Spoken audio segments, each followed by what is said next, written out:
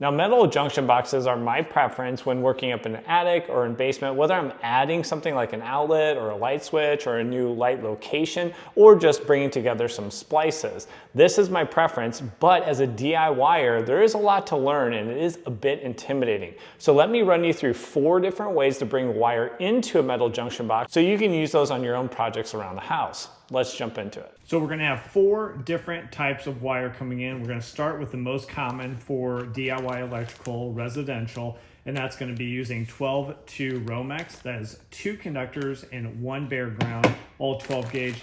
That's gonna be the same whether you have 12-3, and if you've seen Romex now, the name brand Romex, this is also actually called non-metallic or NM cabling. They color code them now. So 12-3 is a different color now, it's purple. It'd be the same for 14-2, so 14 gauge 2 conductor, or 14 gauge 3 conductor, which is now blue from Romex. All those are gonna work exactly the same way. So let's go ahead and do our bottom 1/2 inch knockout here with a flat head. We'll go ahead and open that up, and then you can take your hybrids and just grab onto that, a few twists, and it's gonna pop right out. Now we need a cable connector here. You never wanna bring your Romex through the hole. You will see this a lot. If you go look at your house right now and look at your metal junction boxes, you're gonna probably find an instance of this. You do not want to do this. This has a lot of opportunity for these sharp edges to cut through the sheathing and then cut right into your hot conductor. So we need to protect that. You can go with a plastic version here and that will hold your wire and protect it. But I prefer to go ahead and go with a metal one with our nut on the end. Confusing thing is when you go to the electrical aisle, this will be a 3/8 of an inch. Even though it's going through a 1/2 inch knockout, they actually call it a 3/8 of an inch. So we'll pass our connector in and then place the nut, threading it in by hand. There's a few different ways to tighten this up. Sometimes I'll just position it a little bit past and then turn it back with pliers on the outside, and that'll get it tightened enough. Or you can use a flathead on the inside and kind of tap that nut since it has those little teeth, or use a specific wrench like this. Now you can refer to the links in the description for any of the tools or supplies we use, but here we're using a number 2 square drive to tighten up that Romex on the outside and get it to where we want. What you want to make sure is once you take the sheathing off, that you have at least 6 inches of conductor and ground from the end of the sheathing and at least 3 inches from the end of the box. That would be to code and make sure you have enough wire. So we'll strip back the paper and the sheathing itself, and then we'll just go ahead and cut that as close to the connector as possible. Now, all 4 of these methods, don't forget we have a metal box, so we want to go ahead and ground. Easiest way is go ahead and get yourself some of these pigtails. They're pre-made. We have our grounding screw, and then we're already pre-made up with our grounding wire. If you don't have this, you can go grab a bunch of grounding screws and then just get a scrap piece of wire. Either way, just do not forget to ground your metal box with any of these methods. That is one of the most common issues that you'll see in DIYers taking these projects on, is they forget to ground their metal boxes. Now, depending on what metal box you're using, hopefully you have a dimple like this where you can drive this ground screw in and it's gonna have clearance. Even when you have it flush mounted like we do here, you will not have any issues. So you'll just take your number 2 square drive again, and then we'll go ahead and tighten that. It's an already threaded hole. So we'll tighten down our pigtail here, give us a nice secure connection. If you have an older box, you might have to drill and tap your own hole, and there are a few other options, like you can get grounding clips, but this is gonna be your preferred method. And the why behind this, if this metal box did not have a ground and we had a hot conductor that was live, and this hot conductor for whatever reason came in contact with the metal and it damaged the insulation where we had the copper on this metal without a ground, in that case, this whole box would turn into this hot conductor and it would be searching for a ground. So when you come along and touch the box, then it would try to find a path through you to ground. So in this case, we provide this nice clean grounding path. So if we ever have damage to this insulation where it makes contact with this box, now it has a path to ground and it will trip our breaker. And then the last thing with Romex, just remember we should be using a staple and secure this Romex within 12 inches of this box. Now you're probably not mounting flat on plywood, but let's say you were on a 2x4. So just make sure you have your staple well within that 12 inches. and go ahead and secure your Romex. So Romex is completed. Now let's move on to 3 less common ways of bringing in wires, at least from a DIYer's perspective. Now for 7 years, we've been putting together hundreds and hundreds and hundreds of these type of videos to help you guys save time and money around the house. And this year we're expanding a little bit and looking at overall cost of home ownership. One slices of that overall pie is homeowners insurance, which has went up a ton over the last few years. What we're trying to do is pull together all of our information. So you'll see a link in the description, or you can scan this QR code if you're watching on your TV, fill in a few survey questions. What are you paying for homeowners insurance? What are you carrying for liability coverage? What about deductible? And a few other questions.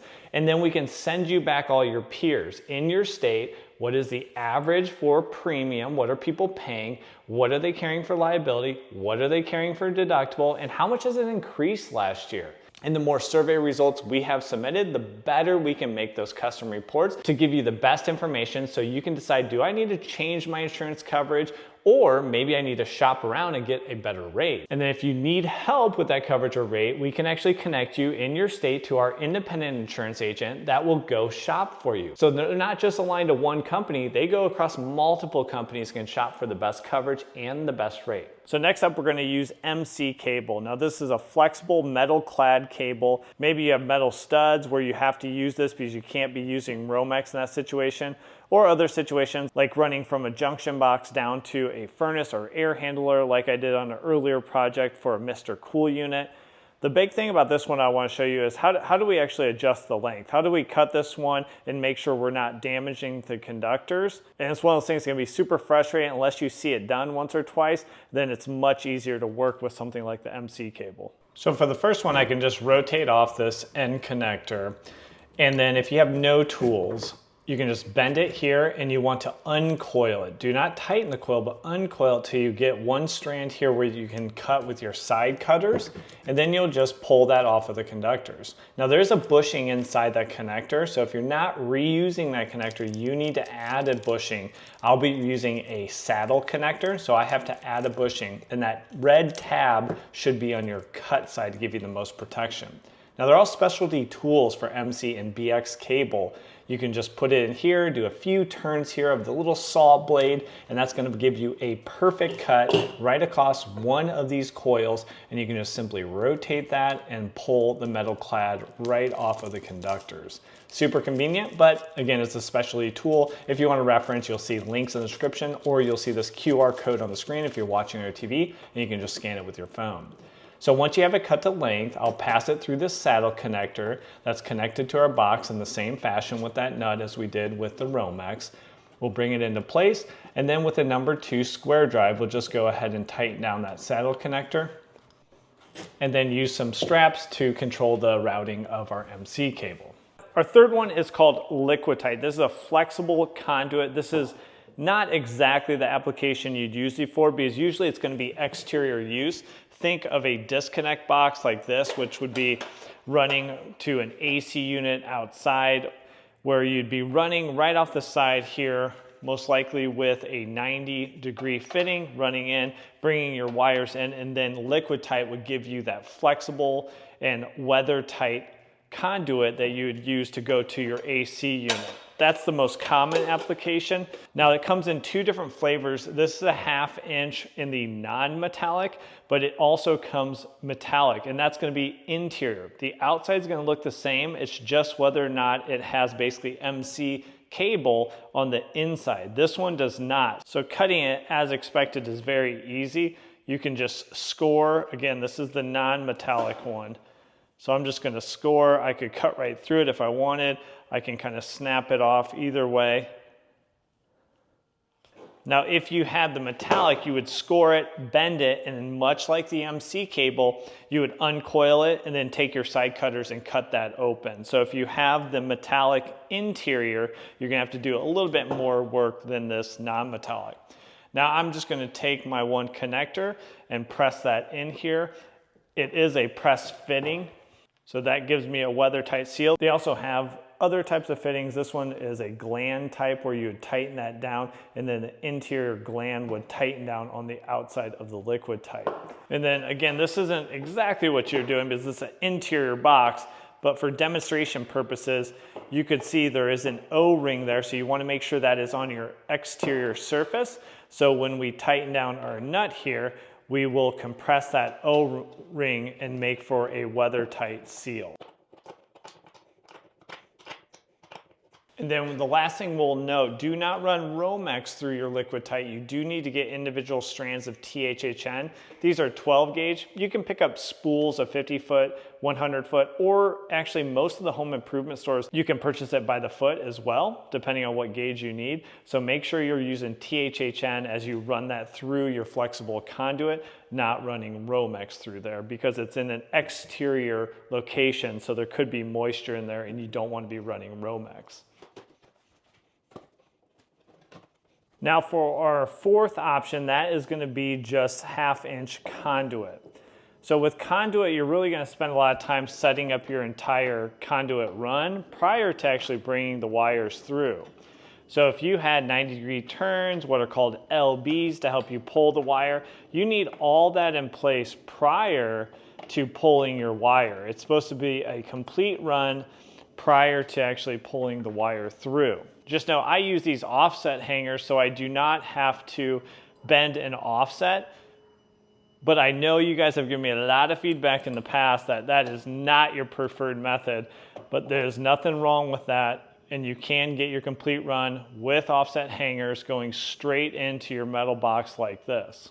One thing to note with offset hangers, you kind of want to get them in place and kind of dry fit everything because you do need to screw them to your surface, whether you're doing some tap cons because you're going into concrete or brick, or just screws like this because we're going into wood.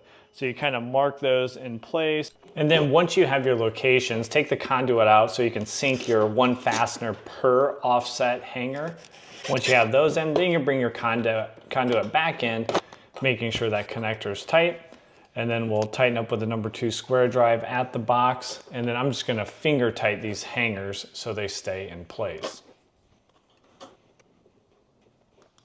So once you have your conduit all in place, then you can run your wires. If you are in a dry location, this is like a topic of great debate, you can use Romex. So I usually have some extra Romex, so that's really convenient that I can actually just use my Romex, opposed to getting THHN, which is more common when you're running conduit. If you want to dive a lot deeper on running conduit, check out this video right here. It's the installation of a sub panel running from a main panel all the way out to a detached garage, and then that's plastic conduit all the way through. It's just an overall great project and you'll learn a ton. Or if you need to install a 50 amp 240 volt outlet, possibly for a welder or even an electric car charger, check out this video right here. We'll walk you through that complete process as well. So let me know what you guys think down in the comments. Thanks for joining us on this video and we'll catch you on the next one. Take care.